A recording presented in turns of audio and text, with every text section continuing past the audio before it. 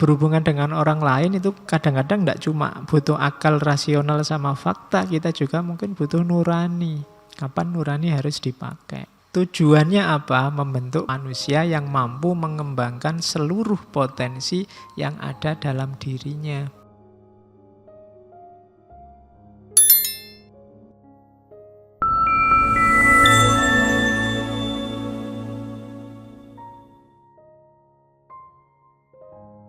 Oke, bismillah. Assalamualaikum warahmatullahi wabarakatuh. Bismillahirrahmanirrahim. Alhamdulillahirabbil alamin. Wa bihi nasta'inu ala umurid dunya waddin. Allahumma sholli wa sallim wa barik ala habibina wa syafi'ina Sayyidina wa maulana Muhammadin wa ala alihi wa ashabihi wa man tabi'ahum bi ihsanin ila yaumiddin. Bismillah, mari kita lanjutkan ngaji filsafat kita. Malam hari ini masih dalam tema pendidikan. Malam ini kita ketemu Rudolf Steiner. Ya, ini kalau ngaji malam hari ini ada halangannya, saya baru sariawan. Sariawan itu penyakit yang sederhana, mirip kayak sakit gigi. Kalau kamu dikasih tahu temanmu sariawan kan nggak ada minat sama sekali untuk nengok. Padahal itu ya sakit. Jadi makanya sering saya bilang manusia itu tidak pantas sombong. Sejago-jagonya orang cuma dikasih sakit gigi. Gigi paling kecil aja. Hidupnya bisa jadi tidak nyaman luar biasa. Kena sariawan kecil aja juga sudah tidak enak ngapa-ngapain. Apalagi sejak pagi aktivitas macam-macam. Jadi kalau malam gini kayak HP itu baterainya tinggal 20%. Jadi suaraku jadi enak karena capek. Terus kamu nyebutnya, wah Pak Faiz suaranya lembut. Ini ndak lembut, suara sisa-sisa. Karena sejak pagi harus ngomong. Oke. Jadi ya itulah manusia dengan segala kelemahannya. Sekali-sekali capek, sekali-sekali sakit, sekali-sekali ada halangan, ada masalah. Itu pelajaran bahwa kita ini lemah. Dan kejelekan yang banyak dibenci oleh siapapun, mulai Tuhan, manusia, adalah kejahatan merasa tinggi, merasa besar, merasa sombong. Orang sombong itu pasti jelek, makanya tidak ada yang suka. Kesombongan itu tidak kompatibel dengan strukturnya manusia. Oke, kita ke Rudolf Steiner. Saya tidak tahu apakah teman-teman pernah dengar nama ini. Jangan-jangan ngertinya juga dari ngaji ini. Padahal ini ya tokoh luar biasa, tokoh besar. Tidak hanya untuk dunia filsafat pendidikan. Kalau di dunia filsafat pendidikan biasanya diambil untuk pendidikan anak usia dini. Tapi sebenarnya beliau ini filosof. Gagasannya tentang pendidikan itu hanya sebagian dari banyak gagasannya yang lain. Steiner ini punya filsafat ilmu, punya epistemologi, punya esoterisisme. Jadi salah seorang tokoh yang berusaha untuk menjelaskan hal-hal spiritual secara rasional itu Steiner. Steiner ini juga nanti jadi guru besar, jadi leadernya teosofi cabang Jerman. Karena Steiner ini aslinya Austria. Dan memang beliau ini selain filosof juga tertarik dengan hal-hal spiritual. Nanti gagasannya tentang pendidikan juga ditarik dari sana. Makanya ya malam ini kita hanya melihat gagasan tentang pendidikannya. Mungkin lain waktu kita jelajahi banyak gagasannya yang lain. Steiner ini mirip kayak dia bisa lihat arwahnya orang yang sudah meninggal. Yo, kamu menyebutnya hari ini mungkin kayak wong indigo lah. Cuma ndak punya siaran TV dia. Ya.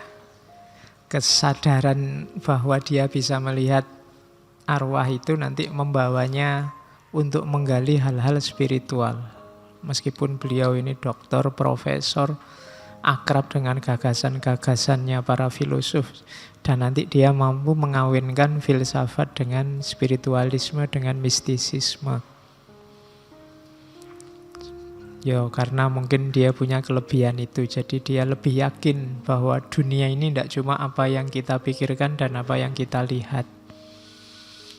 Itu Steiner. Makanya cuma malam ini kita cuma ngambil satu saja gagasannya tentang pendidikan. Nanti beliau ini punya sekolah, yang sekolah itu sampai hari ini populer luar biasa. Cabangnya ada di lebih 75-an negara. Model pendidikan gaya Steiner ini. Orang menyebutnya Steiner Education atau kadang disebut Waldorf Education. Waldorf ini nama pabrik rokok. Jadi di usia-usia akhir Steiner ini ditawari oleh pengusaha besar rokok. Ya kalau di Indonesia ya bangsane apa? Jarum, Gudang Garam itu ya, Sampurna. Dia ditawari untuk membuat sekolah bagi anak-anaknya pegawai pabrik rokok. Pabrik rokoknya namanya Waldorf. Dan Steiner minta, oke, saya mau bersedia, cuma model sekolah dan model pendidikannya manut saya, ikut saya. Dan pasti beda dengan sekolah-sekolah konvensional. Kalau mau, saya bebas berkreasi, saya mau, tapi kalau enggak ya silahkan bikin sekolah sendiri, nyari orang lain. Akhirnya dikasih kesempatan, berdirilah Waldorf School di Jerman. Dan nanti gaya pendidikannya luar biasa, akhirnya banyak yang suka, buka cabang di mana-mana sampai di banyak negara. Ya nanti kita lihat pendidikan seperti apa yang menarik banyak orang itu. Karena seperti pertemuan-pertemuan sebelumnya, kita memang banyak butuh gagasan-gagasan alternatif untuk dunia pendidikan. Biar tidak status quo. Oke, Steiner ini lahirnya, dia di antara tokoh-tokoh yang kita kaji bulan ini kelihatannya paling tua. Beliau 1861 lahirnya. Nanti meninggalnya 1925. Ya dibandingkan kemarin Ivan Illich, dibandingkan Paulo Freire, ini mungkin dia paling tua. Gagasan-gagasannya lebih klasik. Saya taruh di belakang karena Waldorf School ini, Waldorf Education ini lebih praktikal.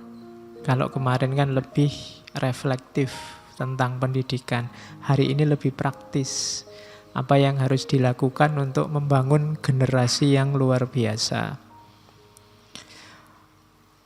Ya di usia-usia tua belakangan Steiner ini ya dia ada di kubu yang berseberangan dengan Hitler dan kawan-kawan. Makanya dia agak susah di akhir-akhir hidupnya.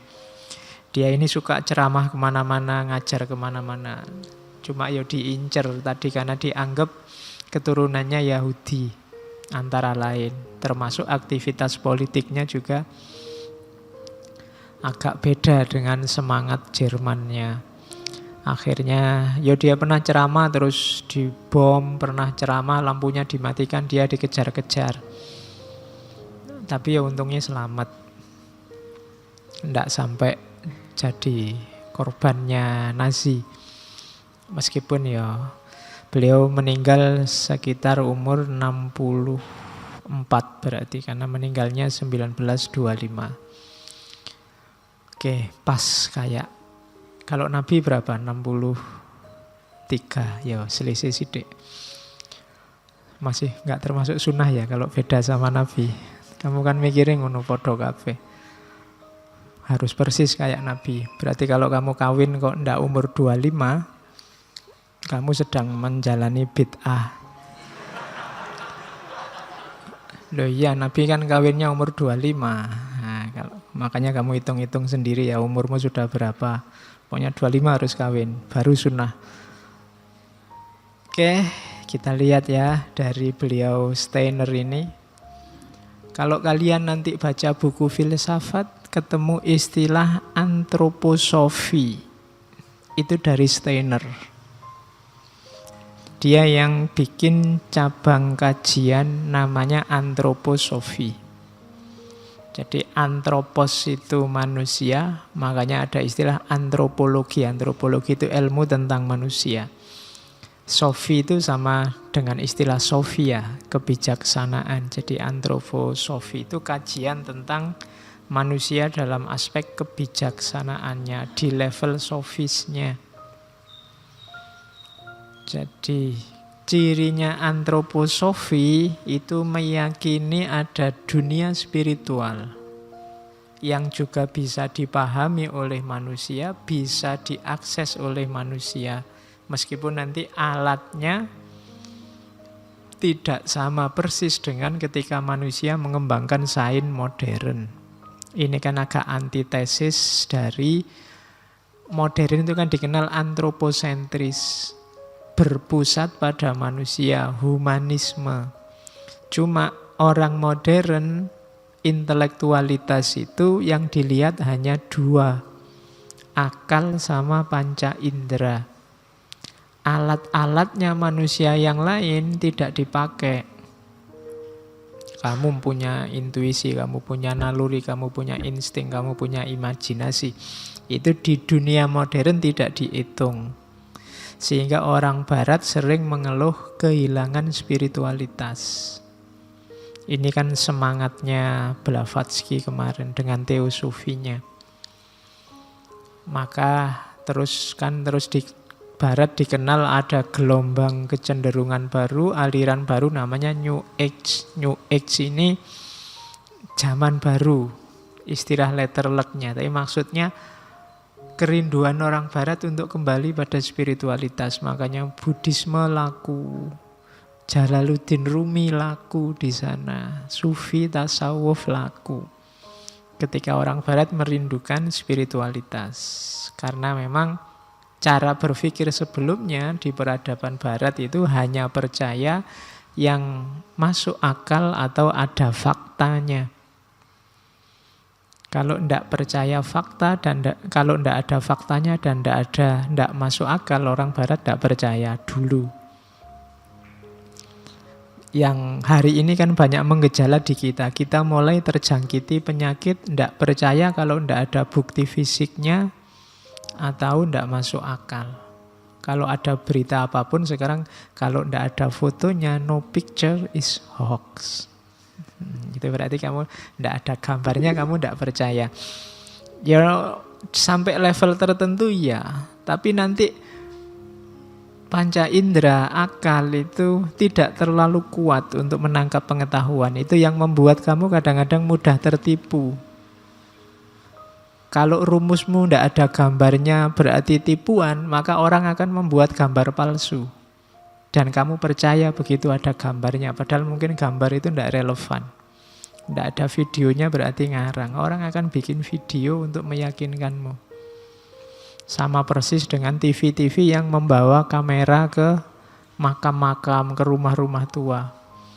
Itu kan cara berpikir tidak ada gambarnya, berarti bohong. Terus TV-nya nyari gambarnya jin, gambarnya setan ke makam-makam, ke rumah-rumah tua. Sebenarnya itu cara berpikir yang kita kenal namanya positivistik, gaya barat.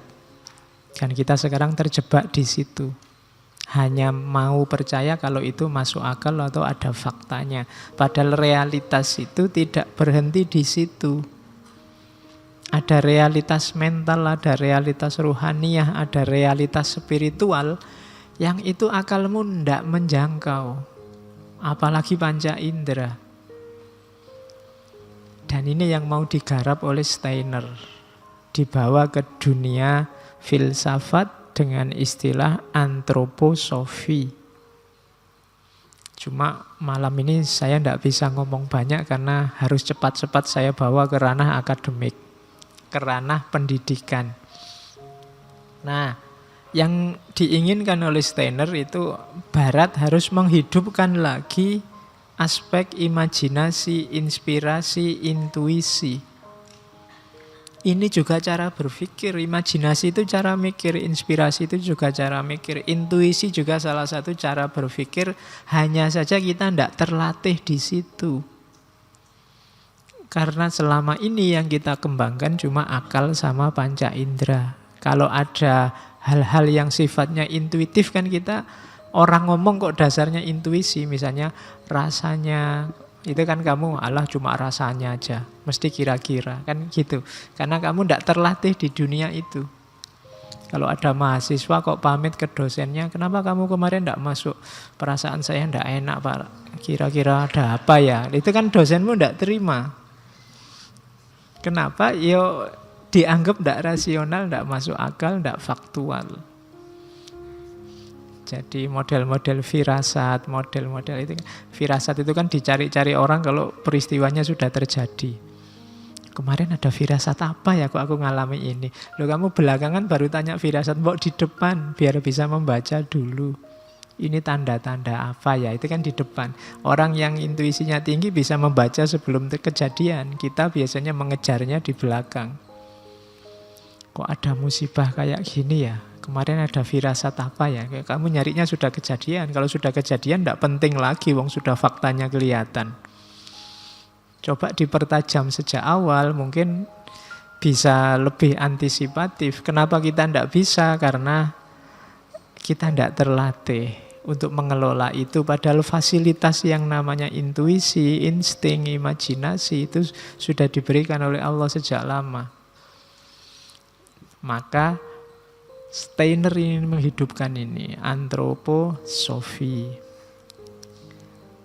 Nah, kalau didefinisi berarti apa? Antroposofi itu gerakan spiritualisasi sains.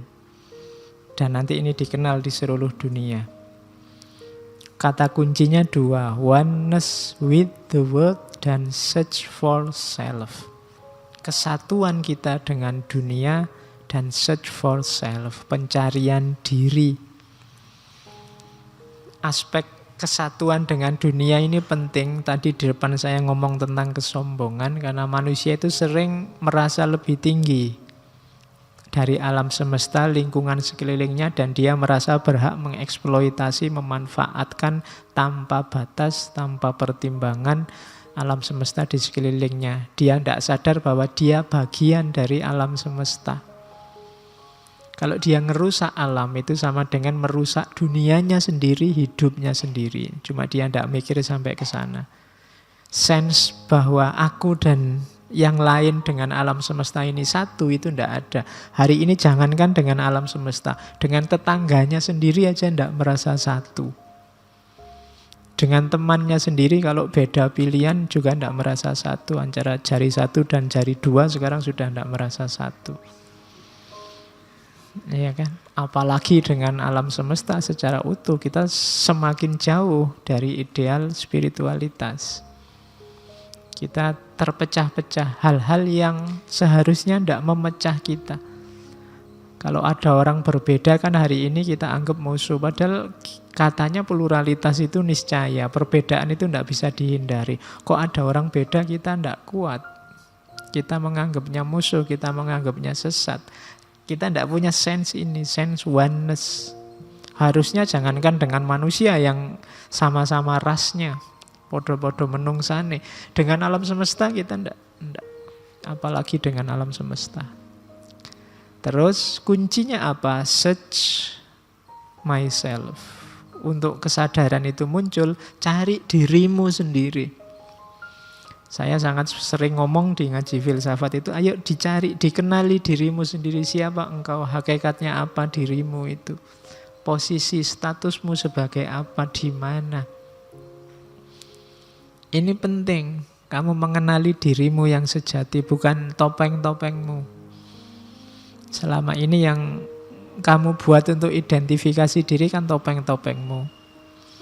Masih bukan yang paling hakiki, masih aku ini anak mana, aku ini mahasiswa, aku ini pacarnya siapa, aku ini kuliah di mana, aku ini alirannya apa, aku ini grup siapa. Topeng-topeng tempelan itu belum terlalu masuk. Ayo masuk, dicari dirimu yang sejati seperti apa, hakikat dirimu itu apa. Kalau sudah ketemu, nanti otomatis kamu akan sadar bahwa oh, aku itu bagian dari alam semesta.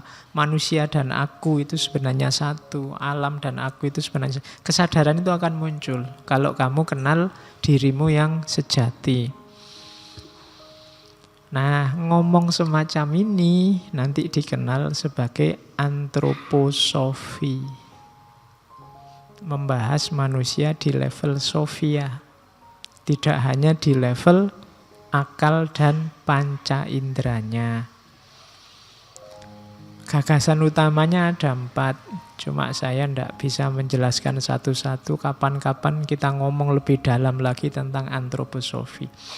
Yaitu spiritual knowledge dan juga freedom. Nanti Steiner nulis buku khusus tentang kebebasan dan pembebasan. Kebebasan ini bukan kebebasan untuk melakukan apa, tapi lebih titik tekannya adalah kebebasan dari apa.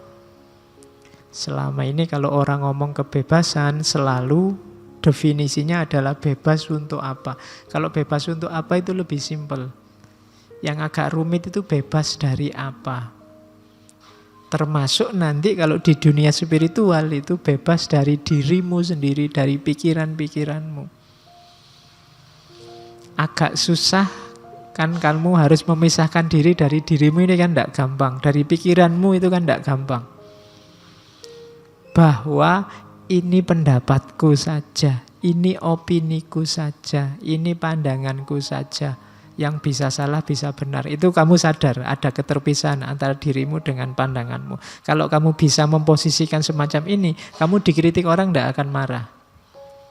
Kenapa? Karena yang dikritik gagasanmu. Yang gagasanmu itu bukan dirimu yang sejati seutuhnya, tapi sesuatu yang tidak sama persis dengan dirimu. Bebaskan diri dari itu, ikatan-ikatan, termasuk apalagi dari hasrat, ambisi, nafsu, macam-macam. Itu kebebasan yang sejati di situ nanti kalau versinya Steiner. Termasuk spiritual knowledge. Spiritual knowledge itu pengetahuan spiritual. Yang menangkapnya tidak bisa hanya pakai akal sama panca indera. Nanti kita belajar kapan-kapan ya antroposofi. Nature of human being. Sifat-sifat sejati manusia. Termasuk juga evolution atau emanation. Kenapa sih tadi kok alam disebut satu? Kenapa kok manusia dan yang lain itu satu? Karena kita pancaran, karena kita muncul dari zat yang satu dan sama. Kita kan sering bilang bahwa kita itu sebenarnya sama-sama anak cucunya Adam. Kalau hanya sampai Nabi Adam kurang jauh. Tarik lagi ke atas, kita itu semuanya berasal dari Allah. Kita itu sama-sama semuanya miliknya Allah, munculnya dari Allah dan nanti kembali lagi pada Allah. Ini ajaran evolution, emanasi. Jadi kita itu, evolusi kita itu berputar kalau di Islam. Kalau evolusinya Darwin kan mentok, dari monyet terus berakhir di manusia. Lah kok manusianya nggak evolusi lagi, Darwin keburu mati.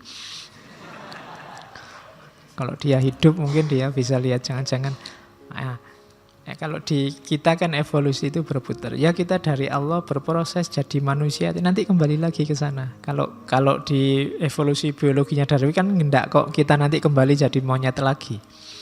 Ya jadi manusia ya sudah.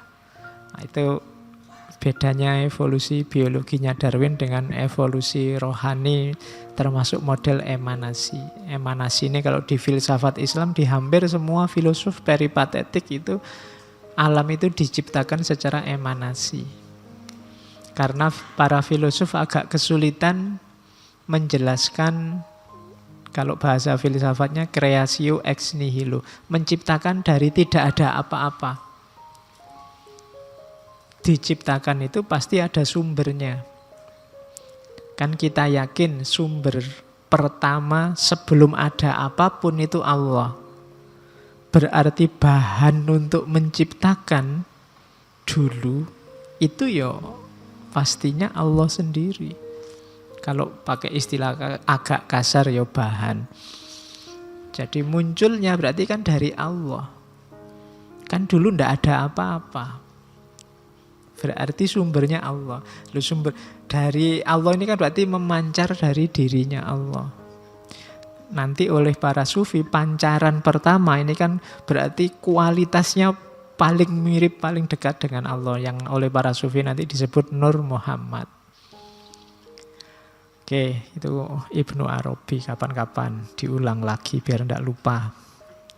Yang keempat, ajaran etika.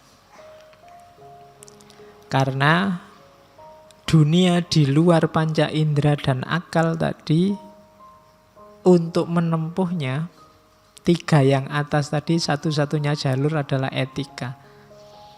Etika itu tata laku batin. Kalau dalam agama namanya akhlak.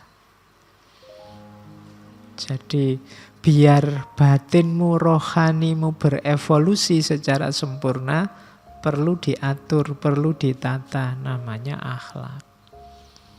Kalau dalam agama tata laku lahir namanya ibadah. Dua-duanya sama-sama penting. Cuma ini pas kita ngomong tentang antroposofi. Jadi titik tekannya pada etik, tata laku rohani, tata laku batinnya. Oke, itu saja antroposofi. Kapan-kapan anggap aja itu trailer sebentar. Ya, kira-kira kayak gitu kajiannya, panjang dan nanti dalam. Oke, sekarang kita geser ke tema kita tentang pendidikan. Yang nanti khasnya Steiner itu Waldorf education. Kalau dalam kategori-kategori yang dikenal hari ini, Waldorf education itu termasuk genrenya, kelompoknya pendidikan holistik. Jadi pendidikan yang utuh. Pendidikan holistik itu apa? Pendidikan holistik itu pendidikan yang mengelola manusia, menuntun manusia sehingga dia bisa mengembangkan semua potensinya secara utuh. Tadi kan ada panca indera, ada akal, ada naluri, ada nurani, ada intuisi, ada imajinasi. Ini kalau di pendidikan holistik dikelola semua, wong itu potensi kita. Eman-eman kalau hanya digarap akal sama panca indera saja. Bukannya akal sama panca indera ini tidak penting. Penting, cuma masih banyak yang lain yang bisa kita kembangkan. Nah, pendidikan yang peduli dengan semua aspek ini namanya pendidikan yang holistik. Ya menggarap fisiknya, yang menggarap aspek emosinya, ya juga aspek sosialnya, ya aspek moralnya, aspek intelektualnya, karakternya, kreativitasnya, spiritualnya. Semuanya harus digarap biar kita jadi manusia yang utuh, bukan manusia yang parsial. Keutuhan itu kalau dalam bahasa Arab namanya kulliyah. Kul, semuanya. Makanya kalian kalau ke kampus kan namanya kuliah. Mahasiswa yang kuliah harusnya semua potensinya terkembangkan. Intelektualnya iya, emosinya iya, spiritualnya iya, moralnya iya, fisiknya iya. Itu namanya pendidikan yang holistik. Ya cuma sebagaimana kritik-kritik kemarin-kemarin, pendidikan kita ini agak terlalu berat ke akal sama panca indera. Agak positivistik, kurang utuh. Kenapa hari ini misalnya hubungan sosial kita tidak bagus? Mungkin dunia itu tidak banyak kita kelola. Kalau hubungan dengan orang lain tidak bisa hanya pakai akal dan panca indera. Kalau hanya pakai akal dan panca indera, misalnya ono bencana pesawat jatuh, kamu melihatnya hanya pakai akal dan panca indera, ya secara panca indera, secara fakta ya ada pesawat Lion Air nomor sekian jatuh, korbannya sekian, itu faktanya begitu. Ada tsunami, ya faktanya ada tsunami di Palu, di Donggala, ya itu faktanya. Kalau hanya kamu berhenti di akal sama panca indera, kamu cuma cerita ada tsunami, korbannya berapa,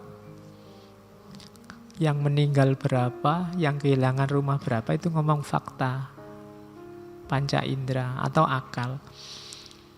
Kamu mungkin tidak akan turun untuk membantu. Karena untuk turun membantu kalkulasinya bukan kalkulasi akal rasional sama materi. Kalau kalkulasi akal, ngapain kamu capek-capek ke sana? Dia bukan apa-apamu, bukan tetanggamu, bukan saudaramu. Biar aja diurusi negara. Kan gitu itu kalau kalkulasi rasional. Bukan urusan kita. Kecuali kamu menteri sosial, apa presidennya, apa baru urusan. Tapi kan kamu bukan apa-apanya. Secara rasional membunyikannya begitu. Itu kalau pakai akal dengan pakai panca indera. Coba dipakai alatmu yang lain. Ya kita punya alat lain untuk hubungan sesama namanya nurani. Nurani bahasa Indonesia ya, jangan dibaca bahasa Jawa. Kalau bahasa Jawa macamnya nurani nanti. Ya nurani hati. Kalau pakai hati ndak tega. Masa di sini makan-makan enak-enak, seneng-seneng, ngopi-ngopi sambil ngerokok-ngerokok, di sana sengsara. Mbok ya berbagilah semampunya, itu nurani. Kalau ada temanmu akhir bulan gini dompetnya sudah habis isinya, sejak pagi dia belum makan apa-apa, itu kalau kamu baca pakai akalmu, kamu ndak bantu apa-apa ke dia, itu sah. Dia bukan apa-apamu, cuma teman. Kamu ndak bertanggung jawab sama kehidupannya kan. Tapi kalau kamu baca pakai nurani kan kasihan ya, dia sejak pagi belum makan nih. Meskipun duitku juga tipis, tapi aku kan ndak segitunya juga. Kalau cuma bayari makan dia aja masih bisa. Nah, itu nurani yang bunyi. Kenapa di medsos itu sering tempur? Karena kadang-kadang alat yang kita kedepankan beda. Berhubungan dengan orang lain itu kadang-kadang tidak cuma butuh akal rasional sama fakta, kita juga mungkin butuh nurani. Kapan nurani harus dipakai? Nah, itu yang katanya di pendidikan holistik. Kalau kita tidak canggih di situ, ya tidak optimal pengembangannya. Apa-apa dibaca pakai akal sama materinya. Dicari masuk akalnya atau dicari bukti fisiknya. Kenapa? Di alat yang lain kita tidak canggih. Kalau ada sering orang, loh memang kebenarannya begitu kok, faktanya begitu kok. Lah ya, kalau faktanya begitu kamu membacanya cuma pakai panca indera. Kebenarannya begitu mungkin kamu bacanya cuma pakai akal. Coba pakai nurani. Mungkin kamu tidak tega ngomong semacam itu. Kenapa kamu tidak pakai? Karena tidak terlatih pakai. Nah, itu gunanya pendidikan holistik. Tujuannya apa? Membentuk manusia yang holistik, manusia yang utuh. Manusia yang holistik itu apa? Manusia yang mampu mengembangkan seluruh potensi yang ada dalam dirinya. Jadi manusia itu masterpiece-nya Allah. Ciptaan yang paling dibanggakan Allah. Pasti luar biasa. Dirimu itu pasti luar biasa. Tidak ada manusia yang tidak luar biasa.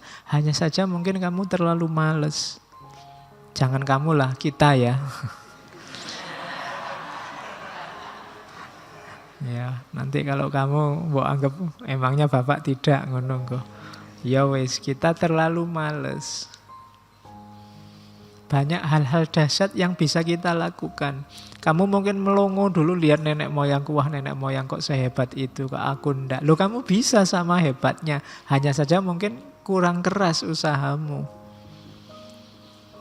Simbah saya dulu sakti luar biasa loh Pak. Loh mungkin kamu bisa juga sesakti beliau, cuma usahamu kurang keras. Sekarang kesaktiannya hilang sudah.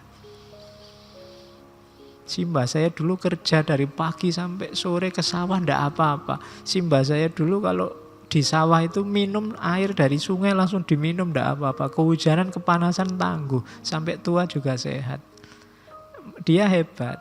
Sebenarnya kamu juga punya kehebatan yang sama. Ndak kamu kembangkan saja potensimu. Jadi misinya pendidikan holistik itu, kamu punya banyak potensi, punya banyak kualitas, optimalkan itu. Setiap orang hebat, jangan khawatir. Karena kita ciptaan terbaiknya Allah, masterpiece-nya Allah, yang dibanggakan di depan para malaikatnya. Masa cuma gini-gini aja hidup kita, kan gitu.